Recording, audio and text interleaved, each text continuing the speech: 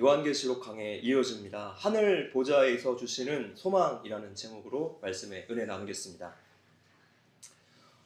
지난 한 주도 예수님과 풍성한 일상의 식사를 나누셨으니까 우리 예수님은 모든 영역에서 매 순간 우리의 왕이 되기를 원하십니다. 이 시간도 예수님의 초대에 깊이 반응하는 시간이 되었으면 좋겠습니다. 우리가 이미 승리한 결과를 알고 보는 스포츠, 영화, 드라마는 안타까운 상황에서도 전혀 긴장감이 없습니다. 결과를 모르고 볼 때는 그 당시 상황들이 너무나 애간장이 다 높겠지만 결과를 다 알고 다시 보면 그렇게 큰 감흥이 없습니다. 왜 그렇습니까? 결과를 알기 때문이죠. 어쩌면 우리의 신앙생활도 그렇습니다. 구원받은 하나님의 자녀들은 예수님을 통해서 이미 최후 승리의 결과를 알게 되었고 현재 신앙생활 속에서 그 승리를 부단히 적용하고 살아내는 과정인 것입니다. 지금 우리가 보고 있는 요한계시록도 이러한 성격이 있습니다. 결과를 미리 알려주고 현재를 힘을 내어 살라는 것입니다. 1세기 소아시아 교회는 라오디게아 교회를 제외하고는 믿음을 지키기 위해서 무서운 핍박과 생명의 위협과 또 경제적인 가난을 겪어야 했습니다. 네로 황제, 또 도미티아누스 황제 때 수많은 그리스도인들이 잡혀서 투옥을 당했고 톱에 켬을 당했고 짐승 가죽을 뒤집어 씌워서 사자밥이 되게 했고 고문을 당했고 그렇게 순교당했습니다. 그러나 그 무서운 핍박 앞에서도 교회는 신앙을 지켜내고 살아남았습니다. 그러자 이번에 정책을 바꿉니다. 회유 정책을 썼어요. 이때 많은 크리스찬들이 회유당했고 세상과 타협하는 혼합주의 그리스도인들이 많이 생겨납니다. 마치 지금의 한국교회 같이 다른 종교와 타협을 하였습니다. 그렇게 신실한 성도들의 숫자가 점점 줄어들고 교회는 위기감이 팽배해졌습니다. 그래서 예수님은 핍박받고 끝까지 믿음을 지키는 성도들에게 지금 이렇게 위로와 소망의 편지를 주시는 거예요. 너희들이 당하는 고통을 알지만 그럼에도 불구하고 거룩을 끝까지 요구하십니다. 우리 예수님은 그냥 교회에 나와주는 것만 해도 고맙다 이렇게 말씀하시지 않아요. 너희가 죽도록 충성하라 라고 말씀하셨습니다. 세상과 타협하지 말고 끝까지 거룩을 지켜내라는 것입니다. 그래서 우리의 신앙생활은 절대로 적당히 대충 할 수가 없습니다. 이것은 영적인 소속의 문제이기 때문이에요. 내가 하나님의 자녀인가? 여전히 마귀의 자녀인가? 이 둘 중에 하나일 뿐 중간이라는 것은 없습니다. 1세기 교회 시절과 현재 우리에게도 세상 권력은 너무나 힘이 세고 사나워서 상황은 너무나 절망적이에요. 할 수 있는 것이 없어서 미래가 불투명해졌습니다. 지금 이런 상황에서 예수님이 사도 요한에게 또 우리에게 계시를 보여주시는 것입니다. 지난주에 정보를 다루는 여러 개의 채널, 한 5개, 6개 정도 제가 채널에서 공통적으로 우리나라의 전쟁 위험을 예고하는 그런 뉴스들을 확인했습니다. 역사적으로 전쟁을 일으킨 나라의 주요 원인으로는 나라의 상황이 막다른 골목에 처했을 때 외국으로 시선을 돌리기 위해서 전쟁을 일으켰죠. 구체적으로 석유 에너지의 공급이 막혔을 때 일본이 진주만을 공격합니다. 현재 이란과 베네수엘라로부터 값싸게 석유를 수입했던 중국이 더 이상 에너지 공급을 받을 수 없게 되어서 나라 전체가 부도 상황이고 폭동이 일어나고 있습니다. 마치 과거에 베네수엘라처럼 화폐 가치가 폭락해서 리어카로 돈을 가득 담아야지 생활 물품을 구입할 수 있게 되는 그런 지경까지 갑니다. 그래서 전문가들이 중국이 마지막 돌파구로서 전쟁을 선택할 건데 그것이 대만이 아니라 북한과 우리나라일 가능성이 아주 높다는 것입니다. 게다가 중동으로 주한미군의 무기가 반출이 되었고 정부가 군대를 다 해체하다시피 해놔서 더욱더 전쟁 가능성이 높아지게 된 것이죠. 현재 외국에서는 이 상황을 예측하고 발빠르게 움직이고 있는데 우리 국민들만 천하태평이라는 것입니다. 6.25 전쟁이 일어날 때도 분명히 예고를 했는데 아무리 말해줘도 국민들은 믿지 않았어요. 오늘 우리가 할 수 있는 것은 기도밖에 없습니다. 하나님이 구해주시지 않으면 답이 없어요. 마음을 놓지 마시고 이 나라를 위해서 계속 기도해 주십시오. 1세기 소아시아 교회가 절망적인 상황을 만났을 때 요한에게 계시를 보여주셔서 소망과 위로를 주신 것처럼 지금 이러한 상황에 요한계시록의 말씀을 우리 교회에 주신 것은 우연이 아닙니다. 이 세상에 우연이란 없어요. 모든 것이 하나님의 뜻 가운데 있습니다. 땅의 상황만 바라보면 도무지 답이 안 나옵니다. 우리는 하늘의 말씀을 바라봐야 돼요. 더욱더 기도해야지 우리가 소망을 얻을 수 있습니다. 계시록 1장은 서론이고 요한이 예수님께 계시를 받는 장면이 나와 있습니다. 2장과 3장은 소아시아 7교회에게 보낸 편지 내용이죠. 지상에 있는 모든 교회에게 보낸 편지이기 때문에 그 내용이 곧 우리에게 그대로 적용이 됩니다. 그러니까 우리에게 보내신 예수님의 편지예요. 이제 4장은 성부 하나님에 대한 내용입니다. 이 세상을 심판하실 권세가 오직 하나님께 있다는 것이고 5장은 어린 양 예수에 대한 내용이에요. 하나님께서 어린 양 예수를 통해서 세상을 심판하게 하실 것입니다. 계시록 1장부터 3장은 지상의 교회에 초점을 맞추고 있다며 이제 4장, 5장은 하나님 계신 천상의 교회에 초점을 맞추고 있고 본격적으로 전개될 예언의 서막 부분입니다. 오늘 본문은 사도 요한이 성령의 감동이 되어 본 하늘 보좌의 환상에 대해서 기록을 하고 있습니다. 이것은 계시록 1장 19절에 나타난 장차 될 일에 해당하는 구체적인 내용이죠. 예수님의 재림 직전에 이루어질 말세의 대환란에 대한 묵시가 이제 앞으로 나올 것입니다. 묵시라는 것은 종말에 대한 하나님의 계시를 뜻해요. 자, 우리가 이 요한계시록을 볼 때 염두에 두고 봐야 할 사항들이 있습니다. 요한계시록은 실제보다는 상징을 많이 담고 있다는 것이죠. 그래서 이것을 실제로 이해하며 해석상에 많은 문제들이 발생하고 이것 때문에 이단이 그렇게도 많이 나왔습니다.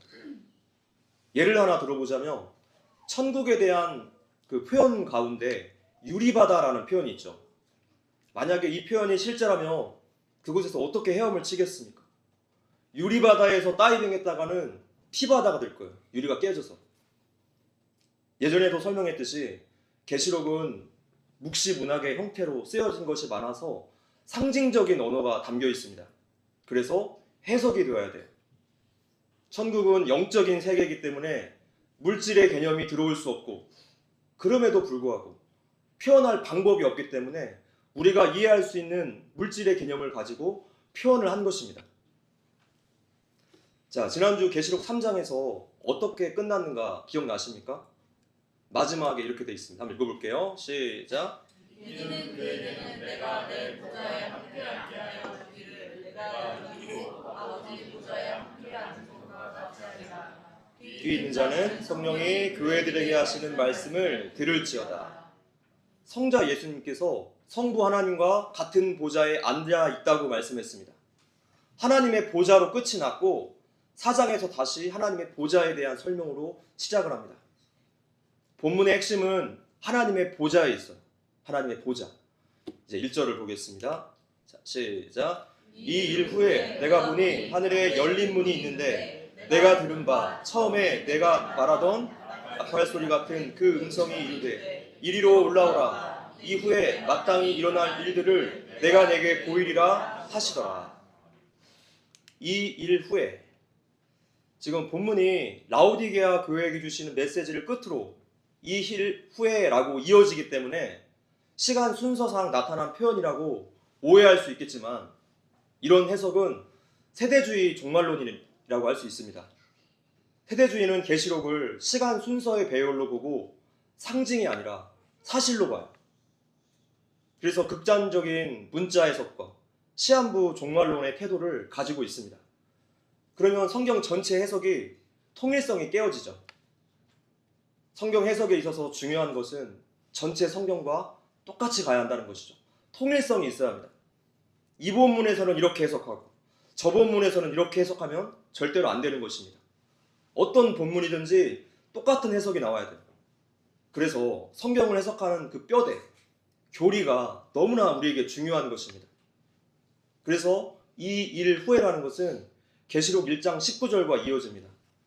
볼게요. 자, 시작.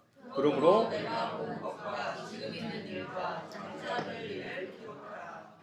자, 시간의 순서상으로는 계시록 1장 19절에서 곧바로 4장 1절로 가는 것이 맞습니다. 그렇다면 그동안 다루었던 소아시아 7교회의 내용은 괄호 안에 있는 설명이라고 보시면 돼요.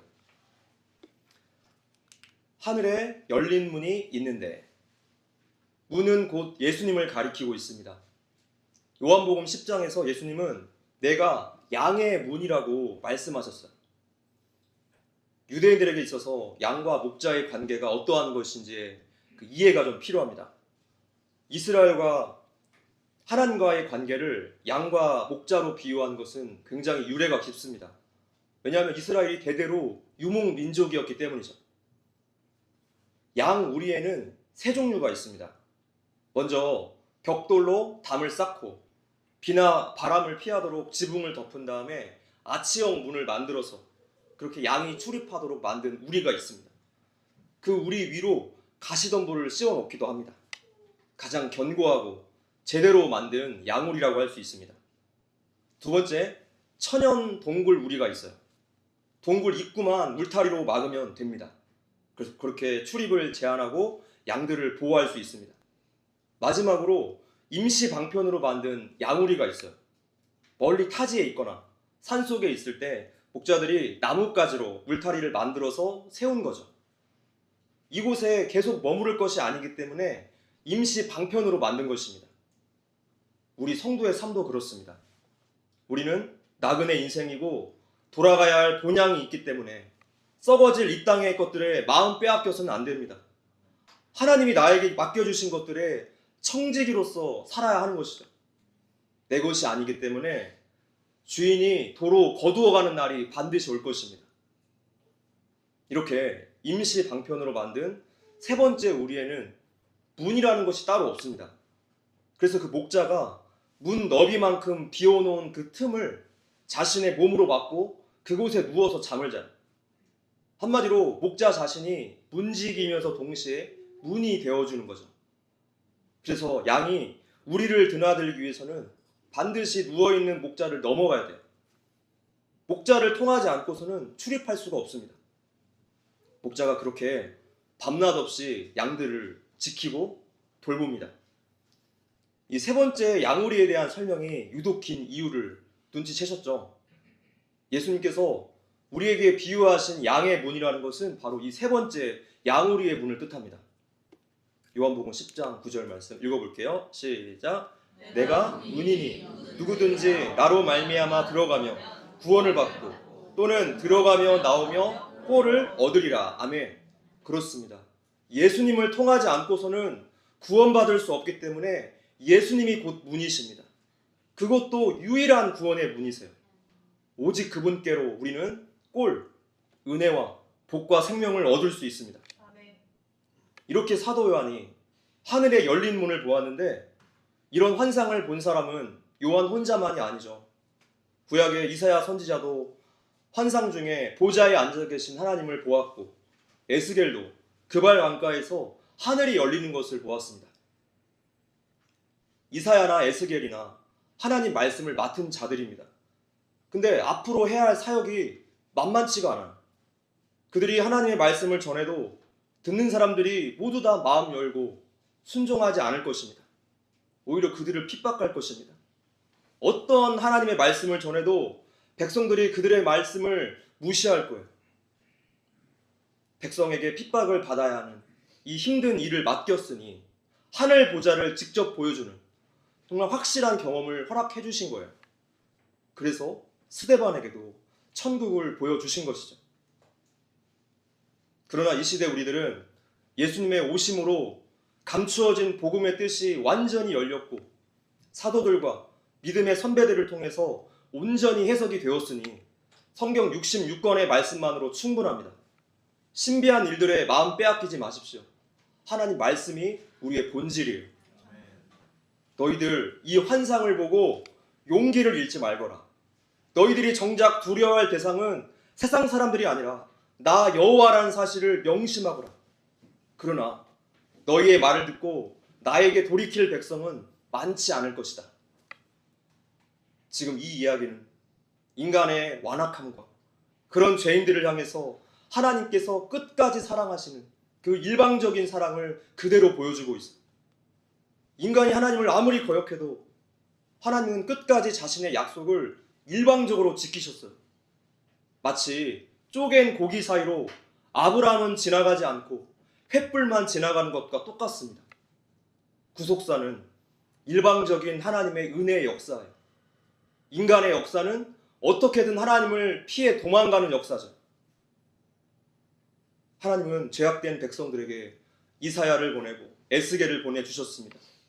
나중에는 그분이 직접 이 땅에 오셨어요. 바로 예수 그리스도십니다.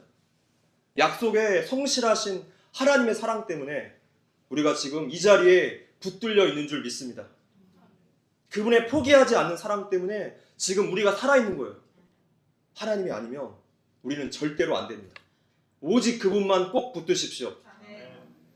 창세기 28장에서 야곱이 외삼촌 라반의 집으로 도망가다가 돌베개를 베고 잠을 자는데 그때도 하나님의 환상을 보죠. 그 장면에서도 하늘의 문이라는 표현이 나왔어요. 마태복음 3장 16절에서도 예수님께서 요단강에서 세례를 받고 올라오실 때 하늘이 열렸다라는 그런 표현이 나옵니다. 자, 그렇다면 열린 문이라는 것은 하나님의 개입하심, 하나님의 임재를 뜻합니다. 성경은 이렇게 상징의 언어, 문학적인 표현을 많이 사용해요. 예수님께서 공생의 기간 동안에 많이 사용하신 비유들이 바로 상징의 언어이죠. 그래서 예수님께서 십자가에서 죽고 나서야 비유로 말씀하신 그 의미들을 제자들이 나중에서야 깨닫게 됩니다. 죄송한데 히타를 좀 꺼주십시오. 네, 성경은 사실적인 언어도 있지만 상징적인 언어도 있기 때문에 우리가 잘 구별할 수 있어야 하고, 우리가 말씀 공부에 힘쓰지 않으면 우리의 신앙은 성장할 수 없습니다. 성도들은 절대로 신앙생활 혼자서 할 수 없어요. 말씀을 해석할 수 있는 바른 신학과 교리가 전제되어 있어야 하고, 그래서 하나님께서 교회에 가르치는 장로, 목사를 세워주신 것이죠. 이렇게 막중한 사명이 있는데도 우리 목사들이 정신을 차리지 못하고 미혹이 되어서 교회와 나라를 이 지경으로 만들었으니 그 책임감을 통감하고 여러분께 늘 죄송합니다. 우리 목사들이 먼저 회개할 수 있도록 기도를 부탁드립니다. 그래서 하늘에 열린 문이 있다는 표현은요, 사도 요한이 지금 하나님의 임재, 예수 그리스도의 임재를 경험하고 있다는 뜻이에요. 또한 열린 문의 시제를 보니까 완료형을 사용했습니다. 이 사실은 우리에게 아주 중요한 진리를 알려줘요. 완전히 성취되고 이루어진 구원의 문이라는 뜻이죠. 완전히 성취되고 이루어진 구원의 문. 예수님의 십자가 대속으로 인해서 영원히 지옥에 갈 죄인들에게 생명의 길을 열어주셨습니다. 그래서 믿는 자들은 부활 승리하신 예수님 때문에 이미 이겨놓고 신앙생활 하는 거예요. 지난주에 굉장히 충격을 받은 설교 동영상이 하나 있었습니다. 이 시대에 바른 목소리를 내는 교회라고 소개가 되어서 기독교 보수주의를 따르는 성도들에게 어쩌면 가장 인기가 있는 교회였는데, 그 교회 설교 영상이 알고리즘에 의해서 저에게 갑자기 뜬 거예요. 한 번 구원은 영원한 구원이 아니다, 이런 설교의 내용이었습니다. 제 귀를 의심했어요. 그것도 구원론의 진수라고 할 수 있는 로마서의 말씀을 가지고 설교를 했는데도 구원관이 우리 개혁주의 신학과는 완전히 달랐습니다. 이러한 논리는요, 우리의 행동에 따라서 구원의 결과가 달라진다는 거예요. 바로 행위구원입니다. 공로주의고 알미니안주의예요. 이 논리에 따른다면 십자가 옆에 강도는 왜 구원받았습니까? 그는 아무것도 한 게 없어요. 이신칭의 교리가 이 장면보다 더 잘 드러나는 것이 또 있을까요? 오직 믿음으로만 구원받습니다. 아멘. 행위 구원은 하나님의 예정하심과 그분의 구원의 능력을 무능하게 만드는 거예요. 결국에 전적으로 타락한 인간에게 조금의 여지라도 남겨두는 인본주의입니다. 이렇게 되면요, 치성을 쌓아서 구원을 얻어내는 세상의 다른 종교와 다를 바가 없어집니다. 예수님께서 십자가에서 죽으신 그 공로가 의미 없게 되는 거예요. 여러분, 출애굽의 과정을 한번 생각해 보십시오. 하나님께서 십계명 주신 다음에 이거 다 지킨 사람만 홍해 건너게 하셨습니까? 그렇게 했다면 한 사람도 홍해 통과할 수 없습니다. 여호수아도 갈렙도 이집트에 머물러 있어야 할 것입니다. 그러나 하나님은 이스라엘 백성들로 하여금 홍해를 다 건너게 하신 다음에 시내산에서 십계명을 주셨어요. 우리가 이 순서를 잘 기억해야지 구원론이 올바르게 됩니다. 지난 주일에 말씀드렸지만 개혁주의의 구원론은 구원의 조건이나 근거가 전혀 인간 쪽에 있지 않습니다. 구원은 내 의지와 상관없이 하나님의 주권과 선택에 의해서 이루어져요. 택한 성도를 반드시 구원해 내시는 성령님의 일하심을 가리켜서 효과적인 부르심이라고 표현합니다. 우리의 구원은 처음부터 끝까지 삼위 하나님께서 다 하셨어요. 우리의 공로는 1도 없습니다. 그런데 더 안타까웠던 것은 그 설교를 보시고 댓글에 많은 성도들이 아멘, 옳습니다 라고 썼습니다. 옳긴 뭐가 옳습니까? 정치적으로 입장만 같으면 다 괜찮습니까? 아니죠. 우리에게 중요한 것은 복음이에요. 우리에게 가장 중요한 구원론이 다르다면 분별하셔야 합니다. 그 다음 빨간 글씨 한번 읽어볼게요. 시작. 내가 들은 바 처음에 내게 말하던 나팔 소리 같은 그 음성이 이르되. 나팔 소리 같은 음성은 계시록 1장 10절에서도 요한이 들었던 소리입니다. 성경에서 나팔 소리가 들렸던 때는 백성들을 불러 모으거나 파수꾼이 경고를 할 때, 또 전쟁을 치를 때, 절기 때 등등 백성들의 주의 촉구가 필요할 때 그때 나팔을 불었어요. 그래서 성경에서 나팔 소리의 의미는 성도들을 불러 깨울 때, 일으켜 세울 때 불려진 거예요. 그래서 나팔 소리 같은 큰 음성이란 바로 하나님 말씀에 귀를 기울이라 라는 뜻입니다. 잠자고 있는 자, 낙심한 자, 하나님 말씀을 들으라 라는 뜻이에요. 말씀이 우리를 살려줍니다. 말씀이 우리에게 소망을 주세요. 이리로 올라오라. 이리로 올라오라. 사도 요한이 지금 반모섬에 유배된 상태에서 이 계시를 받고 있습니다. 하나님의 계시 안으로 들어오라는 뜻입니다. 우리도 하나님 말씀 속으로 깊이 들어가야 합니다.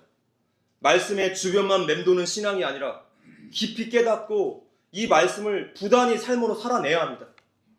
지금 이러한 부분에서 우리의 노력이 필요한 거죠. 우리의 노력은 구원을 위한 노력이 아니라 이미 구원받은 하나님의 백성이 하나님을 더 깊이 알고 그분을 사랑하고자, 그분께 순종하고자 하는 발버둥이에요. 이리로 올라오라. 우리의 신앙은 하나님의 말씀의 관점에서 모든 것을 바라보고 해석하고 선택하고 행동하는 데까지 성장해야 하겠습니다. 이것이 지난 시간 말씀드린 예수님과 더불어 먹고 마시는 일상의 예배인 것이죠. 우리 모두가 이런 자리까지 성장해야 합니다. 할렐루야. 아멘. 이후에 마땅히 일어날 일들을, 자, 마땅히라고 번역된 데이라는 원어는 예수님의 재림, 심판이 확실하다, 객관성, 필연성을 동시에 함축하고 있는 단어입니다. 이것은 하나님의 계획과 뜻에 의해서 이루어지는 것이기 때문이고 세상의 모든 일이 하나님의 뜻대로 마땅히 다 이루어진다는 뜻입니다. 그래서 그분이 허락하시지 않는 일은 한 가지도 나타날 수 없어요. 하나님이 온 세상의 주인이시고 통치자이시기 때문이죠. 모든 역사와 미래는 하나님의 뜻 가운데 있습니다. 이러한 사실을 믿고 인정하며 사는 사람들이 바로 우리 그리스도인입니다. 아멘이십니까? 아멘. 지금 이 믿음을 분명하게 세워야지 이 절망스럽고 고통스러운 나라의 상황에서도 흔들리지 않고 담대하게 살아갈 수 있습니다. 하나님이 온 세상의 통치자이심을 굳게 믿은 한 성도의 편지를 잠깐 읽어드릴게요.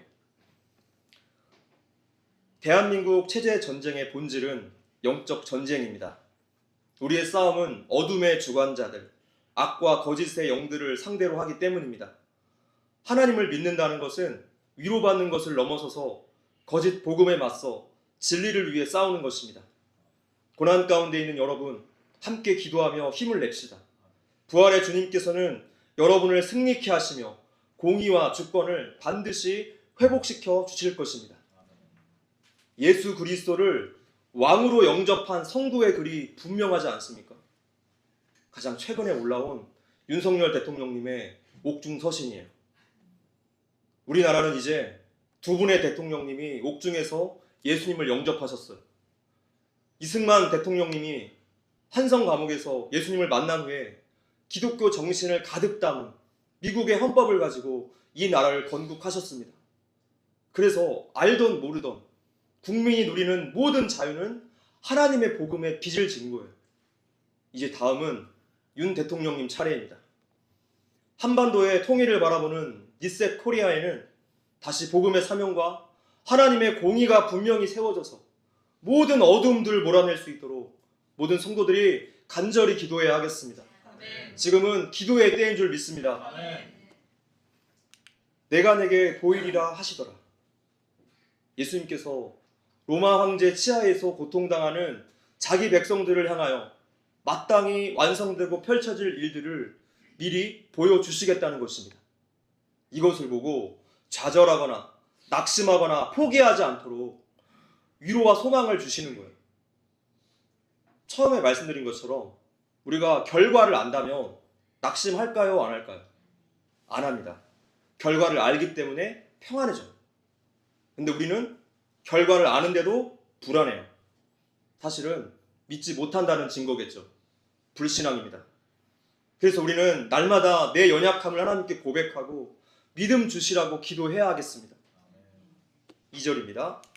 읽어볼게요. 시작. 내가 곧 성령에 감동되었더니 보라 하늘의 보좌를 베풀었고 그 보좌 위에 앉으신 이가 있는데.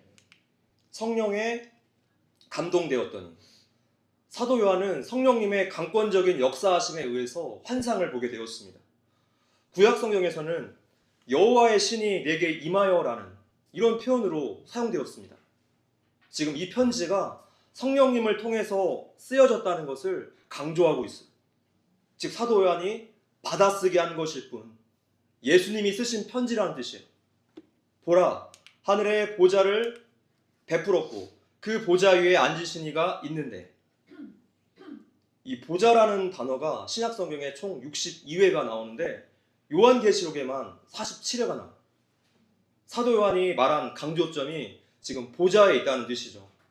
보좌라는 것이 도대체 무엇이길래? 당시 1세기 교회는 로마 제국의 신이면서 통치자였던 황제의 보좌로부터 고통을 당하고 있었기 때문에 보좌의 의미는 그들에게 더욱더 크게 다가왔을 거예요. 당시 로마 황제의 보좌는 세 가지의 의미를 가지고 있었습니다. 통치, 심판, 영광. 황제의 보좌에서 모든 통치와 심판이 이루어졌고 제국의 모든 영광이 이 황제의 보좌로 올려졌어요. 그래서 하나님은 땅의 보좌를 보면서 주눅 들어있는 성도들을 붙잡아서 그들의 눈의 시선을 하늘의 보좌로 강제로 끌어올리십니다. 하늘을 바라보라는 거예요. 누가 진짜 통치자인가 보라는 것입니다. 오늘 본문과 같은 그림이 이사야서 6장에도 등장하죠. 읽어볼게요. 시작. 우시야 왕이 죽던 해 내가 본즉 주께서 높이 들린 보좌에 앉으셨는데 그의 옷자락은 성전에 가득하였고. 최고의 통치자로 믿었던 우시야 왕이 죽자 이사야를 비롯한 이스라엘 전체가 절망에 빠졌습니다. 이렇게 남유다가 망하는가? 나라 전체에 흉흉한 소문이 돌았어요. 그때 이사야 선지자에게 하나님께서 이 환상을 보여주신 것입니다. 하나님의 옷자락이 성전에 가득하고 스랍들이 여호와의 영광이 온 땅에 충만하다라고 찬양합니다. 요한이 계시록을 쓴 때는 교회 박해가 가장 극심했던 도미티아누스 황제 때였습니다. 자, 이런 상황이라면 하나님 도대체 무엇을 하고 계십니까?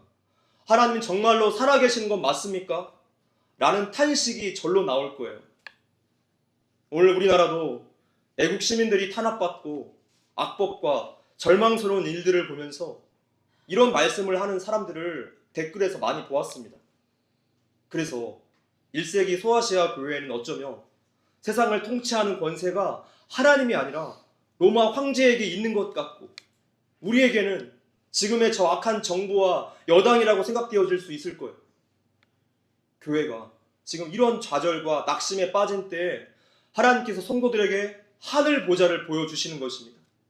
세상의 주인이 로마 황제가 아니라 지금의 온갖 악행과 악법을 만드는 정부 여당이 아니라 하나님이라는 것을 너희가 분명히 알라는 것입니다. 하나님의 통치는 지금 이 시간에도 이 땅 가운데 이루어지고 있습니다.